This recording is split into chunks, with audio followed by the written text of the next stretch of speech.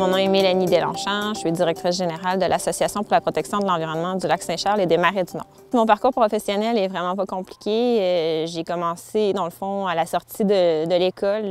J'ai commencé tout de suite à travailler directement à l'association comme chargée de projet. Puis, suite à ça, le directeur a quitté, puis j'ai pris la direction 6 mois plus tard. Donc, ça fait presque 13 ans maintenant que je suis directrice. C'est sûr que le but pour moi premier, c'était vraiment de faire connaître l'organisation dans le milieu local, de sensibiliser la population à la protection de l'eau. Donc, ça a été vraiment de structurer l'organisation au début. Maintenant, aujourd'hui, dans le fond, le but, c'est de faire rayonner, puis de faire connaître, puis de faire découvrir aussi à tous les gens que c'est important de protéger l'eau, particulièrement le lac Saint-Charles, qui est une réserve d'eau potable. Les plus grands obstacles, c'est souvent le côté politique. Les dernières années, il y a eu un règlement pour, dans le fond, réglementer tout l'ensemble du développement sur le territoire du bassin versant. Ça a été très difficile sur le coup. On a demandé, dans le fond, qu'il y ait un moratoire sur le développement dans le bassin versant pour pouvoir penser à une nouvelle manière de développer. Et puis, ça a été fait, mais ça a été vraiment des années difficiles. Mais maintenant, les gens sont heureux du dénouement, dans le sens que le règlement qui a été mis en place protège l'eau, puis protège aussi le développement, l'aménagement, l'environnement pour les prochaines années, en fait, prochaines générations probablement.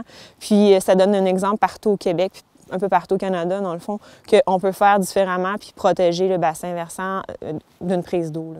Le principal enjeu au niveau de la protection de l'eau, c'est souvent au niveau économique. Quand on veut prélever pour faire un terrain de golf, pour faire de l'agriculture, pour faire un centre de ski, de la villégiature ou quoi que ce soit.